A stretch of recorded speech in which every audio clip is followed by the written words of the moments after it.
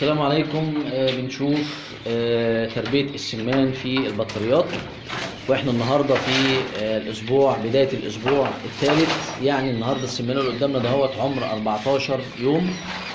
هنبدأ ان شاء الله في الاسبوع الثالث. متوسط وزن السمانة من 65 ل 70 جرام. بنتكلم عن اخطاء في تربية السمان في البطاريات. الخطأ الاول ان احنا لما بنحط فيه المعالف او اطباق الفل اللي جوه دهيت بكميات كبيره، السمان اهوت عمال برضه بينكش العلف ومبحتر. بصوا في المعالف حتى اللي بره اهيت رغم ان مفيش فيها، ولكن النكش بتاعه بيجيب في المعالف اهوت. بصوا الورق عليه كم علف قدين، بصوا حتى ده على الارض علف قدين ملموم اهو. بصوا برضو هنا العلف متبحتر قدين على الورقه الحمراء اهو. كل ده طبعا تأثير المعالف او الاطباق بتاع العلف. طبعا ما ينفعش نحط فيه المعالف دلوقتي علشان ممكن يطلع من بين السلك دهوت. فان شاء الله خلال 3-4 ايام هنبدأ نشيل السلك البلاستيك دهوت عشان ياكل من المعالف الخارجية، فبالتالي راسه بس اللي هتطلع من البطاريات او من الاسلاك دهيت. اهو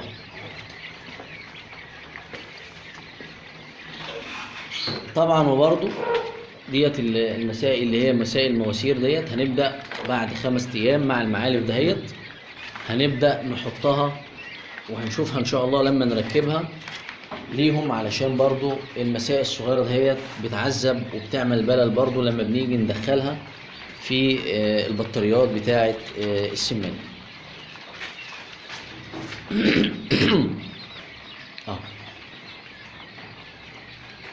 الحمد لله يعني الوضع تمام. وطبعا السمان بيكون في البطاريات غير اللي على الارض. اللي على الارض طبعا بيتاثر بيه الكوكسيديا والكوليستيريديا زي الطيور، انما البطاريات بيبقى سلك وكده فمفيش رطوبه قد كده، فبتبقى مشاكل الامراض خصوصا الطفيليه والبكتيريه بتكون قليله في السمان اللي بيتربى في البطاريات.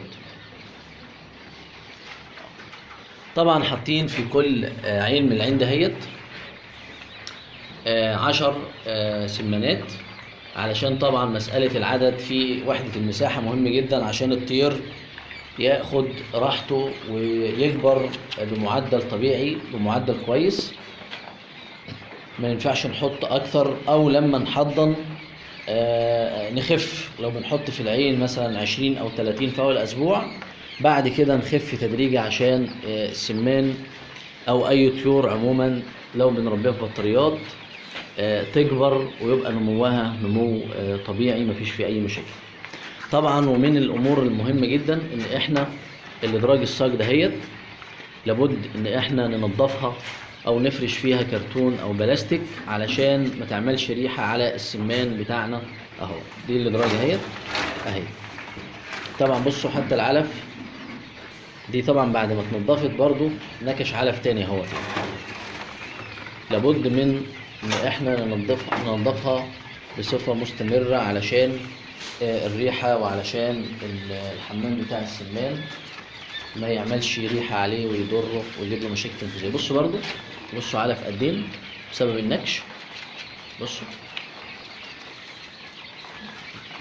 مشكله صراحه.